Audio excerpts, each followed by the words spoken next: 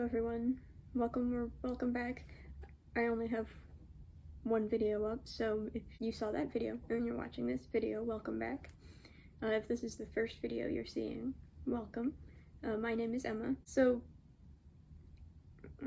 if you follow me on Instagram, you know that I had a video recorded and I finished editing it. And I went to create a thumbnail for it.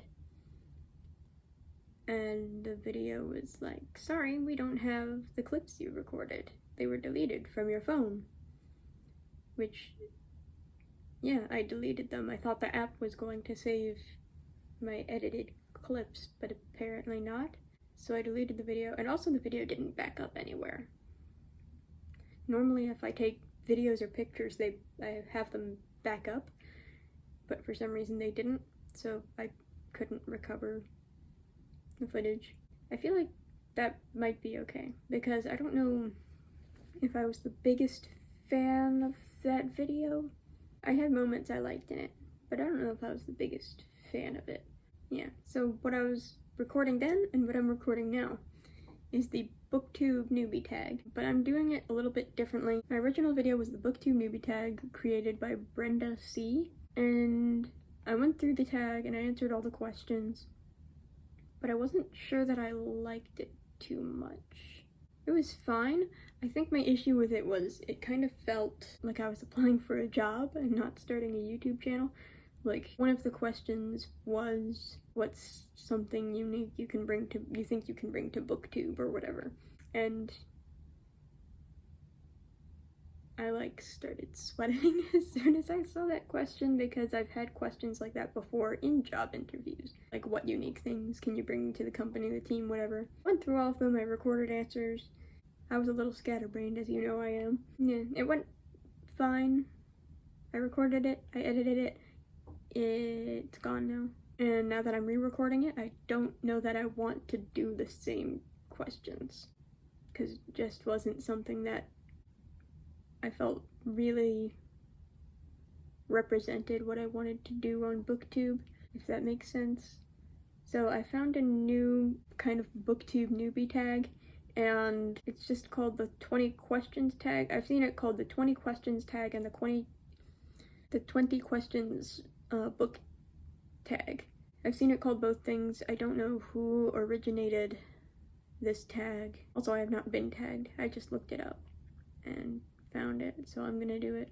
I did try to find who originated the 20 question book tag, to no avail.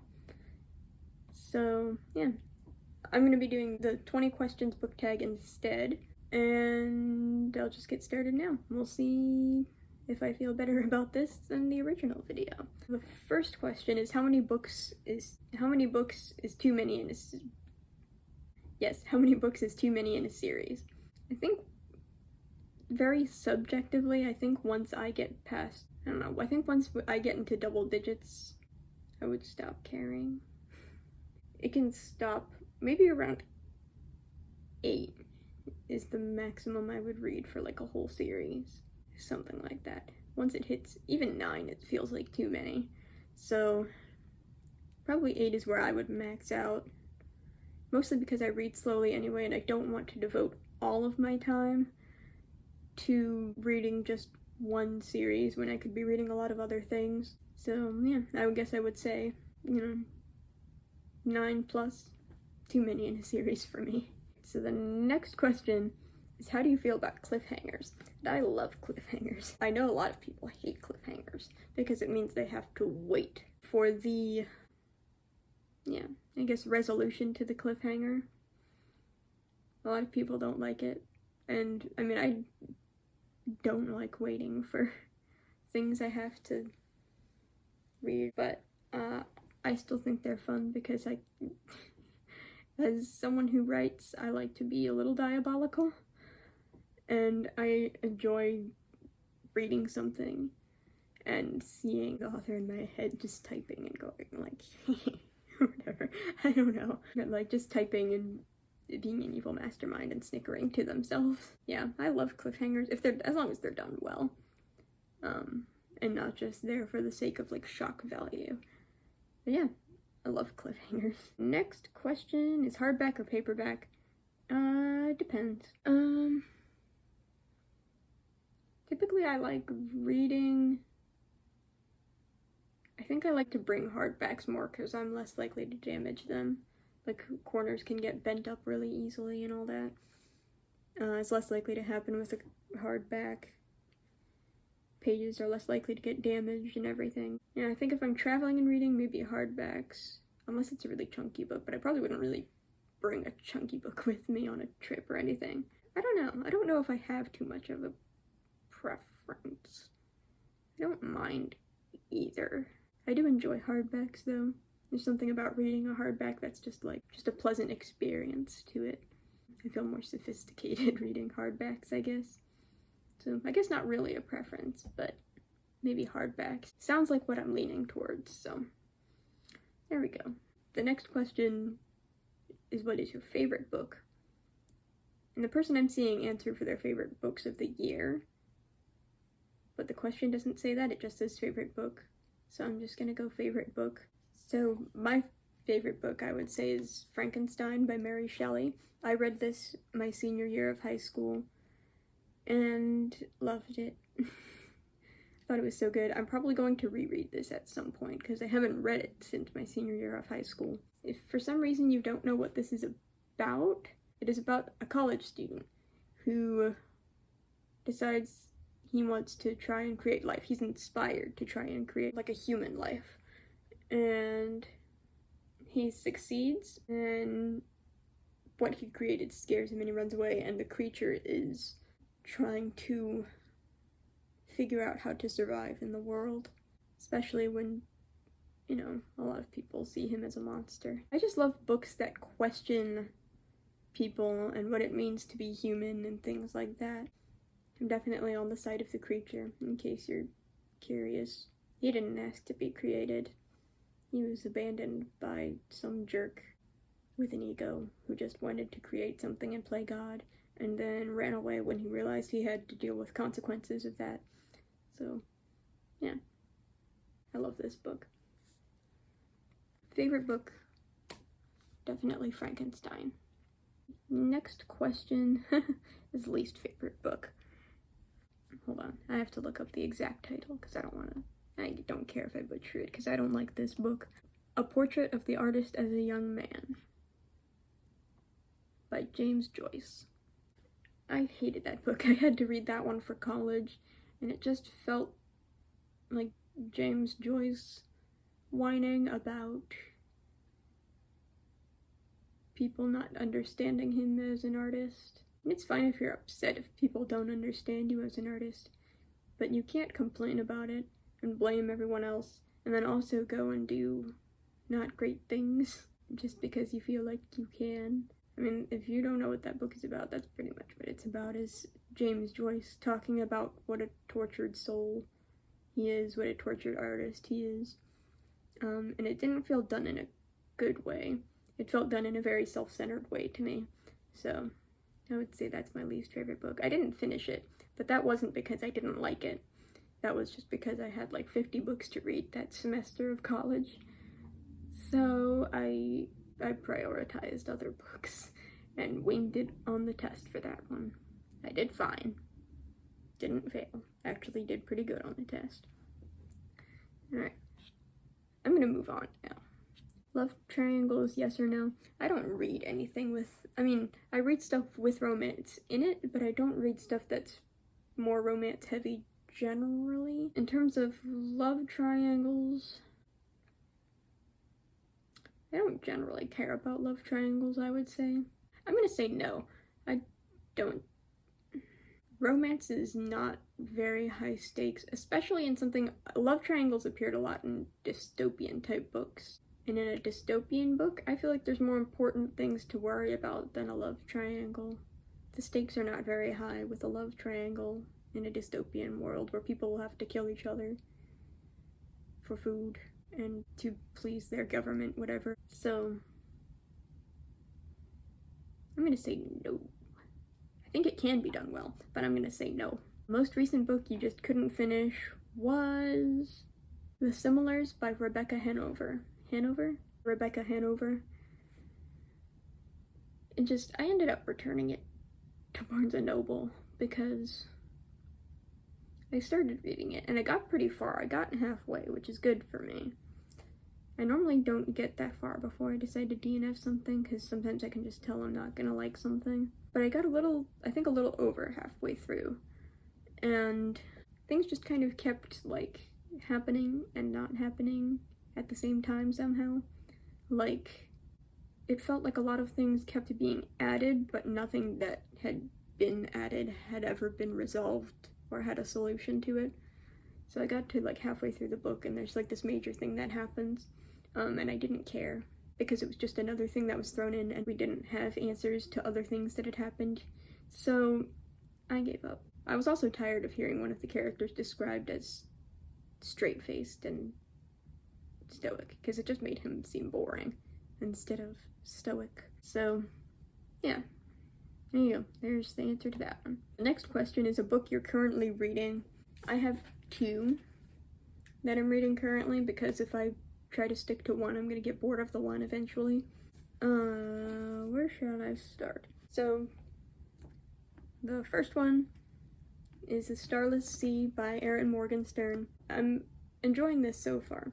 If you don't know what it's about, I don't want to put too much into it, because I went into this blind and it made me much happier. So, all I will say, it is a story about stories within stories. I would say you're never quite sure which one you're reading yet. I'm not that far into it. I am on page 156. I mean, I enjoy it so far. I do have one issue with the main character so far, but I have a theory about it that I'm hoping will resolve the issue I have with him. And I feel like it could be a really, really good way to resolve my issue. Other book I'm reading currently is Keeper of Night by Kylie Lee Baker. This one is about a girl named Ren. She's part British Reaper and part Japanese Shinigami. She's living with the Reapers, and she doesn't know anything about the Shinigami or her Japanese culture. She's definitely shunned by the Reapers. They see her as like an outsider who shouldn't be there. She can get tortured, and not really anyone does anything about it. And then something really dramatic happens. She ends up running away from the Reaper society, because if she comes back, she could end up being destroyed by the High Reaper. So she decides where she's going to run to is Japan, to discover more about the Shinigami and her Japanese culture, heritage, all that. So that sounded intriguing to me. The first few chapters I've read were really, really good, and then I hit a very slow spot. So we'll see if it picks up the pace again. But I don't think I would pick a favorite between these two just yet, just because I'm not very far into either. Yeah, I'm only 80-ish, 85 pages into this one, so I can't say I have a favorite just yet between those two. Stay tuned. I will definitely have one sometime soon. Alright, the next question is the last book you've recommended to someone. I don't often recommend, I can't speak. I don't often recommend books to people. I don't know why. I think it's because books feel generally very personal to me, so like, I know someone's not gonna be right on board with something that I love. I recommended Thrill Me by Benjamin Percy. It's a series of essays on writing, and I recommended it to both of my parents. That was like a year ago, 2 years ago, something like that.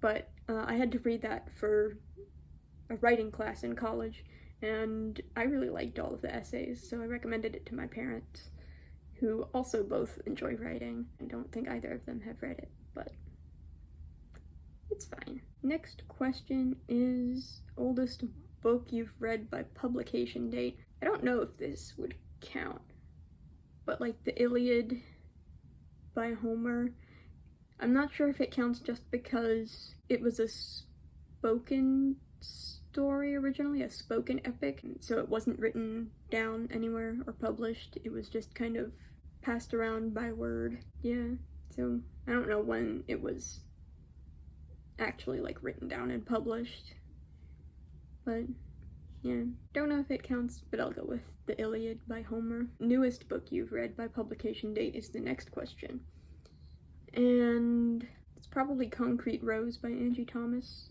which I really enjoyed. Something about Angie Thomas's writing really like drags me into it. Like, I've had trouble getting through Keeper of Night and The Starless Sea, by no fault of the authors. I think Angie Thomas just knows how to grip me somehow. She knows how to write in such a way that I'm just sucked into it. I get really into like the characters' voices. Yeah. That's the most recent one I've finished anyway. I'm not counting ones that I'm in the process of reading. And that was published, I believe, in January 2021. Yes, January 12th, 2021 is when Concrete Rose was published. So, most recent I read, and I really enjoyed it. I don't think I enjoyed it more than The Hate U Give, but The Hate U Give is a really high standard for me. Next question is favorite author. Going back to Angie Thomas, she just knows how to write in such a way that I'm like sucked into a story. I get really invested in a character's voice. The Hate U Give is definitely my favorite by her. I never finished On the Come Up because I was like in the process of moving when I was reading that one, so I never finished it. I'll get back to it sometime. But Angie Thomas, she's a favorite author. Another favorite author, even though I haven't finished any of her books, I've like started reading a lot of her books, and then again just never ended up finishing them because of moving or some big life thing happening, and then I would lose the book or put it somewhere. Some I put in a storage unit and left there because for some reason I decided to pack the books I was in the middle of reading. But yes, V.E. Schwab. The book I was closest to finishing by her was This Savage Song, and I love it. Another one that explores humanity, what it's like to be human. I'm not going to get into the synopses of all these books because that's not what this question is about, but V.E. Schwab's writing, again, just like really pulls me in. It's really easy for me to read. Yeah. Angie Thomas, for one, V.E. Schwab, another favorite author. I would peg those two as my favorites. Buying books or borrowing books? I don't like borrowing books because I tried to. And then I felt the pressure to read that book right now. And I had the book for like 3 months and didn't get very far. I got like 30 pages in, and I also just wasn't enjoying it, but like I was also feeling pressure to read it, and feeling pressure to read something I wasn't enjoying was not working out for me. So I don't like borrowing books because I feel obligated to read them right away and have an opinion on them for the person I lent it from. So I like to buy books, or I'll get them like from a library maybe, but I haven't done that recently. So I would say buying books. Buying over borrowing for me, just because I don't like borrowing at all. Let's see, book you dislike that everyone else seems to love. I have an opinion on this, that I'm afraid of having problems. Because, I mean, the question is aimed to be more controversial on purpose. But I still don't want to name the book that I'm thinking of. I'm going to, though. I will name it. Dear Martin by Nick Stone. Don't read the synopsis of that book. The book is only like 200 pages, and the synopsis tells you things that happen on page like 180. So, I mean, that's not why I dislike that book. I just thought that was annoying. But yeah, I wasn't, again, very subjective, but wasn't a fan of the writing style. Dialogue was written kind of like a script, and I wasn't the biggest fan of that. It felt really rushed, too. Like, 200 pages felt too short for everything to unravel naturally. It was kind of disappointing. Again, very subjective. I'm not gonna act like someone shouldn't read a book because I dislike it, but I didn't enjoy the writing style or the pacing or really much of anything about that book. It sounded very intriguing to me, but it just didn't stick with me in the best way. So, that's that. I'll move on. A book you can always reread. I don't reread books a lot because I like to just read a book and then read a new book. Again, because I'm like not a fast reader. I'm a very, very slow reader. So I don't want to reread something that'll take too much time. I would rather experience something new. So I don't have an answer for the book you can always reread question. Next question, can you read while hearing music? Not music with lyrics. Music without lyrics depends on the mood of the songs. Because if the mood of the songs fits the mood of the book, then it's all good. But I think I would say no. Because it's very rare that I'm actually listening to instrumental music that fits the tone of what I'm reading. So I'm gonna say no. I cannot listen to music while I'm reading. I don't really try, but I'm gonna say no. One or multiple POVs depends on how it's executed. I think it's easier to mess up a multiple POV just because an author might feel the need to write about the perspectives of a lot of characters, but a reader might be like, why did I have to see this character's point of view? I didn't care. So maybe single. I really love multiple POV if it's done really well, especially if there's like dramatic irony where there's like a character who knows one thing that another character doesn't, and then that character knows what actually is going on or something like that. So if it's really, really well done, I think I would prefer multiple. But I think overall, probably single POV. Do you read a book in one sitting or over multiple days? I already mentioned I'm a slow reader, cannot read a book in one sitting. I can only read like one chapter or segment or a couple chapters or something like that, and then I have to put the book down and think about it for a long time. So definitely over multiple days. I don't know that I can read a book in one day unless I'm really, really invested. I think the last time I read a book in one day, in one sitting, was when I was little, and I was obsessed with the Magic Tree House books. I could read like 3 of those in one day, but I haven't read a book in one sitting in a long time, so over multiple days. Cannot read a book in one sitting anymore, I don't think anyway. A book you read because of the cover. I don't tend to read books because of the cover. Sometimes I'll cover by, but I only ever cover by when I've already heard about the book and I know it sounds interesting. And then I just go for the cover I like the most. I don't have a book I've read just because of the cover. I don't think so. I don't know if I'm wrong about that, but I don't think there's a book I've picked up just because of the cover. Alright, so that was the last question. I think I enjoyed that more than my last video, the last thing I recorded for this, because I just would rather be talking about the books. I can talk about myself while I'm talking about books is the thing. But there wasn't a lot of room for me to talk about things that I just liked. Or it didn't feel like it anyway. It didn't feel like there was a lot of room for me to talk about things I liked while answering the questions. It felt like the questions were a lot more about me, not about books or anything like that. So I think I enjoyed this better.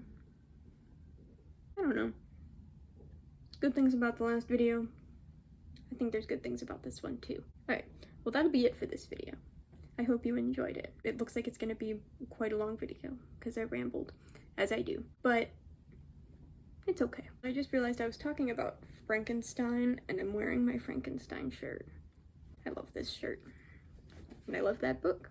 Anyway, I'm going now. Possibly recording another video. We'll see.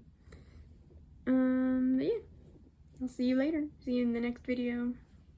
In another video. Some other video. Sometime. Hopefully. If you're actually interested in what I'm saying. Alright. Bye.